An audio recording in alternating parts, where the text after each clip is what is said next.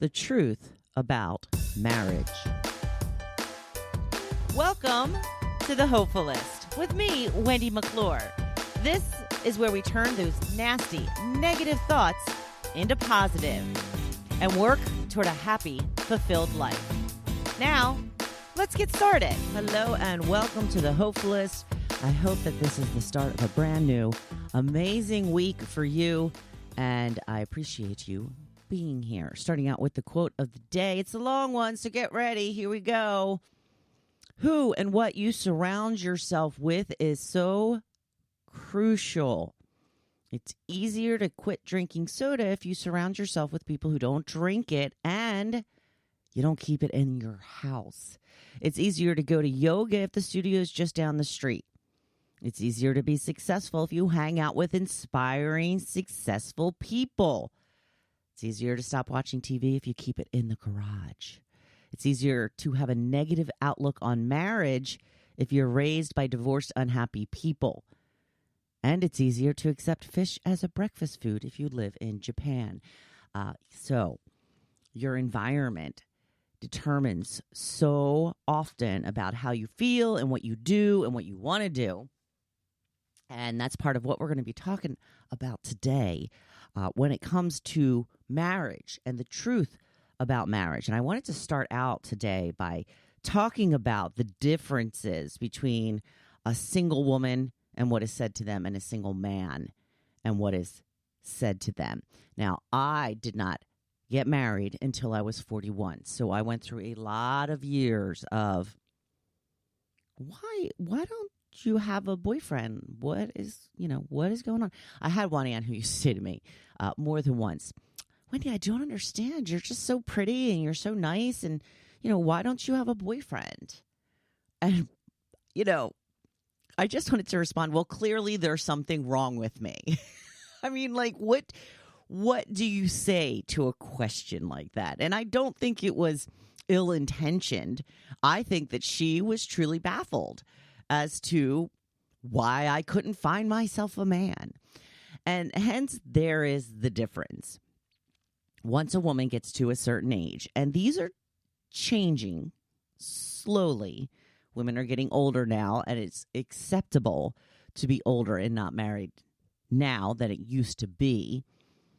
But once women hit a certain age, they start to get looked at in a certain way. Well, why can't she keep a man? And what is wrong with her? And why do men always leave her? When the questions for men are really quite different. When a man gets to a certain age, he just doesn't want to give up his bachelor lifestyle, or he's really hard to tie down. It's going to take someone really special to get him to commit. I mean, just look at the vast differences between the two sides. When a woman is not married by a certain age, it's because of her. There's something wrong with her. But when a man is not married by a certain age, it's because he hasn't found a woman that's good enough. There's nothing wrong with him. It's, again, the woman's fault, right? So that is some of the things that I had to deal with. Aging without being married.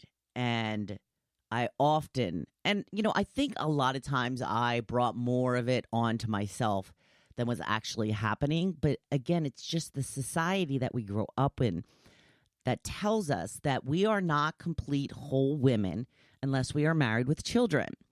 And I felt that. I felt that so often. I felt like I was being judged. I felt like there was something wrong with me. And it was excruciating at times. And it's just this message that gets pounded into women's heads that if we are not with a man, then we are not complete. And if we are not with a man, then it is inherently our fault. You're too picky. You're too demanding. You have too high standards.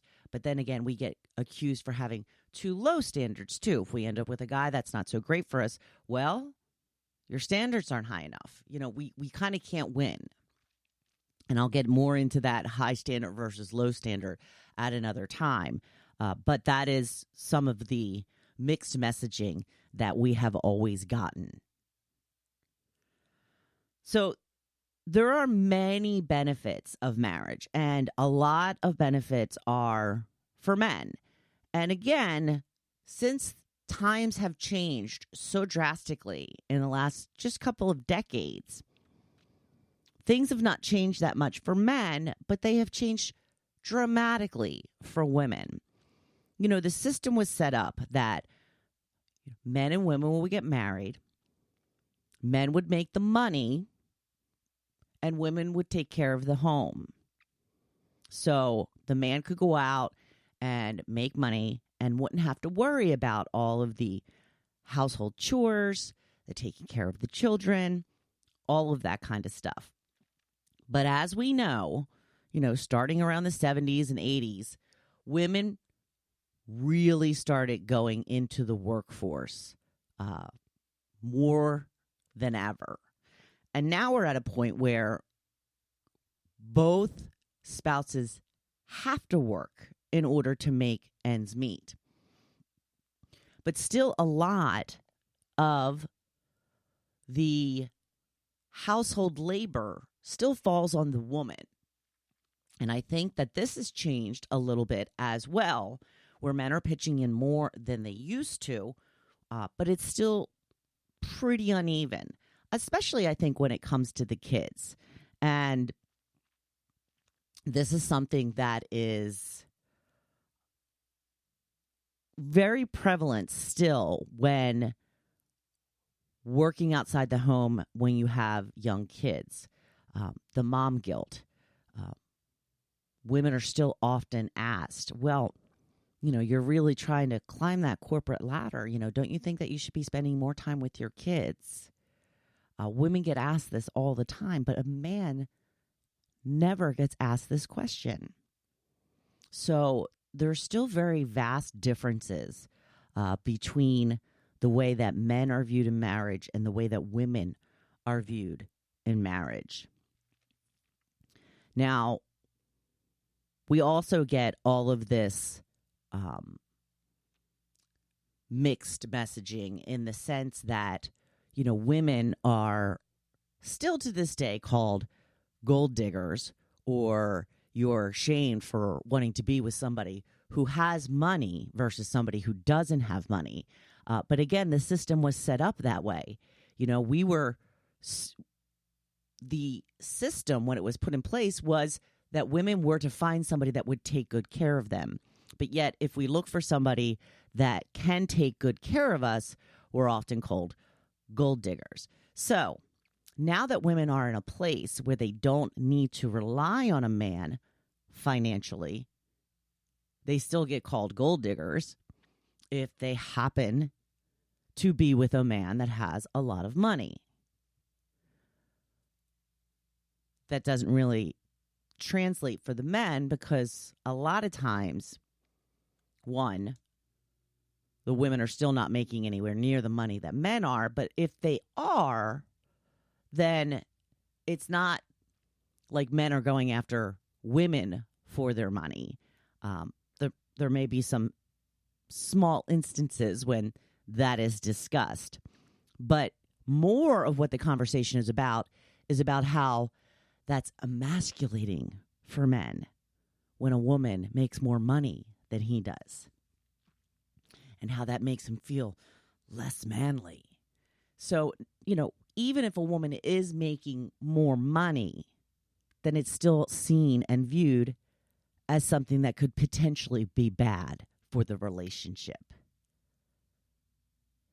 Now, we know that there are men that are evolved and can handle this kind of thing, but there are a lot of men that are not. And again, this comes to the standards thing. Do you have high standards? Do you have low standards? Are your standards too high or are they too low? I'm just trying to point out that the questions are always different for men. And the women still have much more responsibility when it comes to raising children.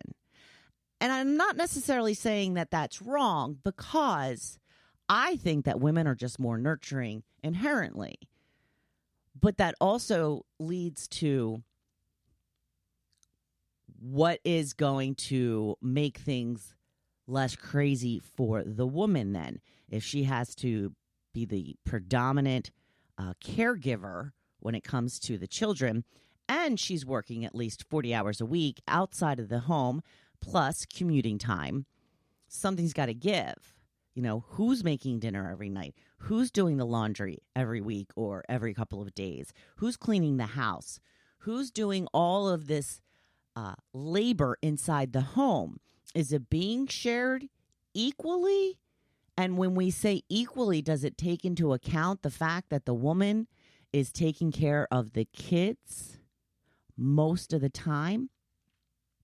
And then we have emotional labor to consider. So what is emotional labor? Emotional labor is when, you're the one that is signing the kids up for swim lessons, and you're having to sign the permission slips for the field trips, and you're having to get the special lunches for the field trips, and signing them up for summer camp or, science camp or what have you. Emotional labor is when you, the woman, is the one making vacation plans every year. There is a discussion about where you want to go for vacation, but who's the one that is actually calling the hotel, securing airline tickets, making all of the reservations? Who is the one that's actually packing all of the bags for the entire family or even just the kids? Who is doing all of that? That is emotional labor. Who is the one that is making the holiday plans every year? I am very happily married. I am not complaining. But every year I say a couple of weeks before a holiday, where are we going this year? What are we doing? And sometimes that means I have to reach out to certain people, and sometimes I tell him, you need to reach out to your sister to see what we're doing this year. But I always have to start this conversation. It's usually never about them coming to the woman or my husband coming to me and saying, what are we going to do for Thanksgiving this year or Easter this year? No, it's always usually the woman who does that. Again, emotional labor, making the plans to make sure that you see your mother, father, the grandparents, all of that kind of stuff. It is emotional labor. Even some things as silly as, my husband will never call to order the pizza. Somehow that responsibility falls to me. Well, I'm not good on the phone. Okay, fine. I don't mind calling to order the pizza, but sometimes I don't feel like doing it either. I don't know why. It's just always assumed that I'm going to be the one to do it. Even when it comes to picking a restaurant, if we want to go out to eat.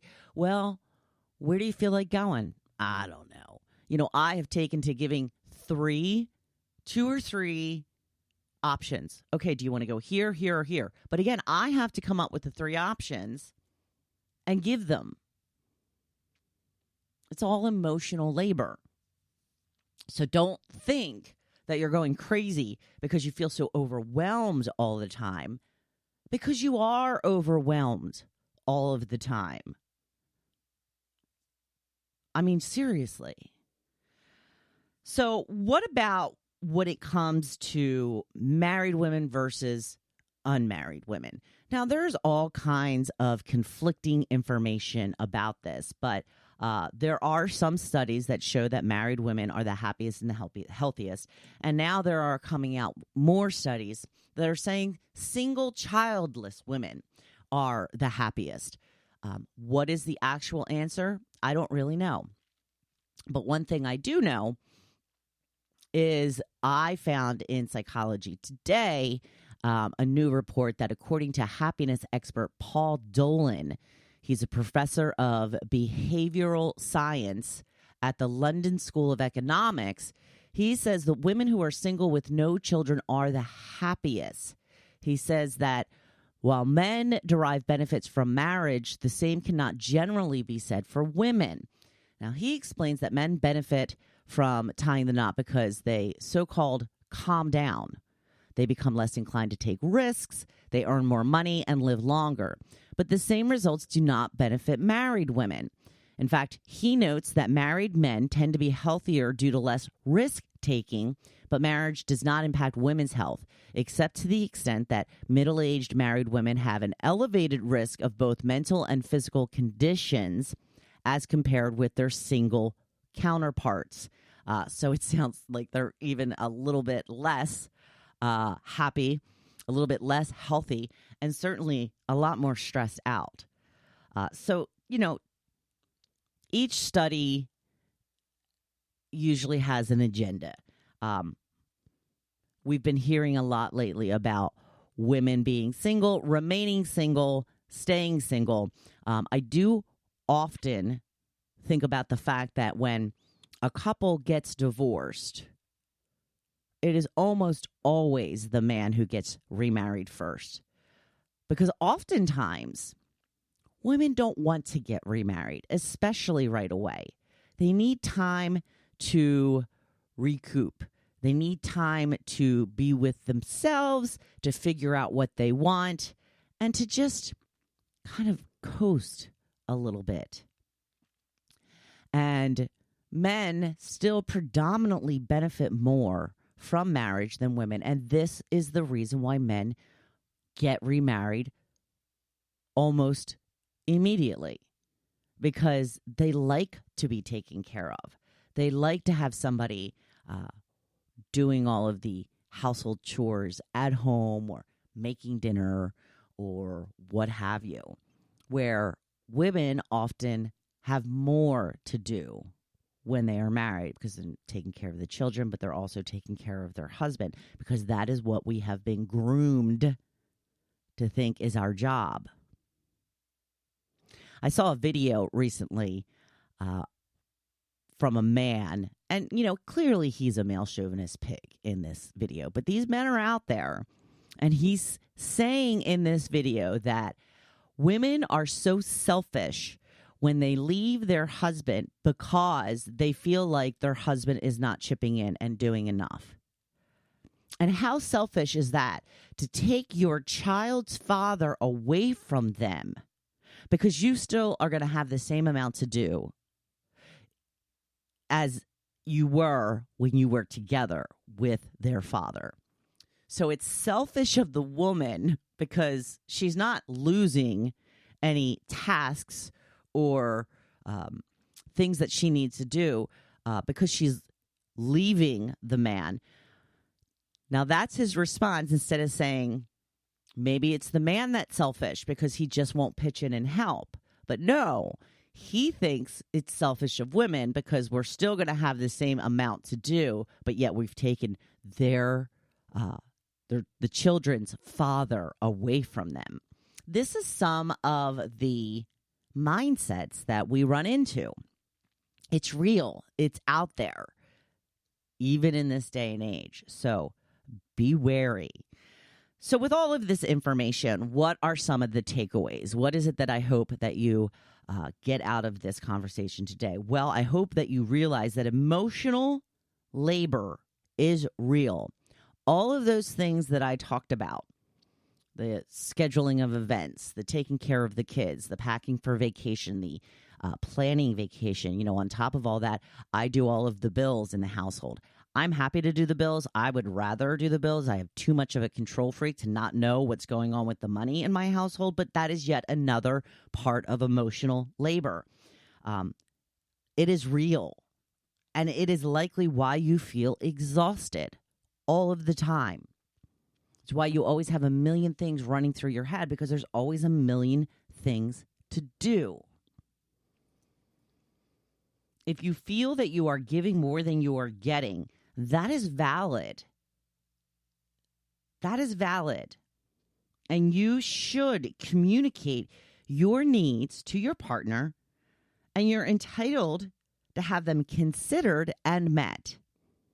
If you feel like you are constantly stressed out, constantly exhausted, constantly overwhelmed, then something needs to change in your life. And you are allowed to communicate that with your partner and have changes, real change, be made to make life easier and better for you. And most importantly, you have to make decisions that are best for you. Don't listen to the stupid guy in the video talking about how selfish women are when they leave a man who doesn't do anything. It is complete and utter nonsense. You have to make decisions that are best for you. So pay attention to what your gut tells you. Because, the answer is always inside of us. We know this. The answer is always inside of us. We just have to get quiet enough to hear it. We have to get still enough to hear it. And when we are so stressed and overwhelmed, it's very difficult to do that. It's very difficult to get yourself into a quiet place where you can just be still and be. But that is where the answers lie. None of these are easy decisions to make, but this is why we need to point out that these feelings that you have of stress and overwhelm and of not being enough, they are all valid. You feel that way for a myriad of reasons. And you have to figure out what it is that's most important to you.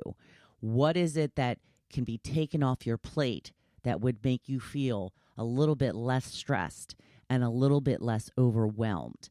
And this is the hard part sometimes for us ladies. Ask for help. You are allowed to ask for help.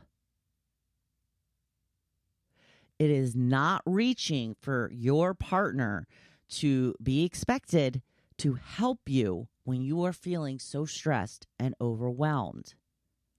It's supposed to be a partnership. Now, wasn't always that way, but hopefully you're in a situation where it is a partnership and you will work together. So I mostly just want you to know that your feelings are valid, that emotional labor is real, and that is why you are often exhausted. Because you're doing so many things that have never been considered work when it is work. You're constantly thinking, you're constantly multitasking, you're constantly doing a million things at once to make sure that everything gets done. You're tired, as you should be. So figure it out. What it is that you need to get you feeling less stress and less overwhelmed, and ask, communicate, and find a way to share some of these responsibilities. If you like today's episode, please leave me a review. If there's something that resonated with you, please share this episode with a friend. All you have to do is hit that copy button, send this podcast right to them, or feel free to share any of my social media posts. I would truly appreciate that. I'll even be your best friend. If you haven't done it lately, go check out my website. I have made a couple of new changes, and I hope that you are liking those changes. I'm also giving out right now my personal morning routine. Keep an eye on my social media, or you can go right to my website and hit the subscribe button. Put in your email information. That's all I ask for is your email information. No spam, nothing like that. It's just me that gets it. And you will automatically get my personalized morning routine that I try to adhere to each day. Am I always successful? Of course not. No. But this is the routine that I find puts me in the best mode to have a successful day. And that is what I wish for you, is to have a successful day, a successful week. I want you to go out there and kill it. And, of course, be badass. That's what I want you to do.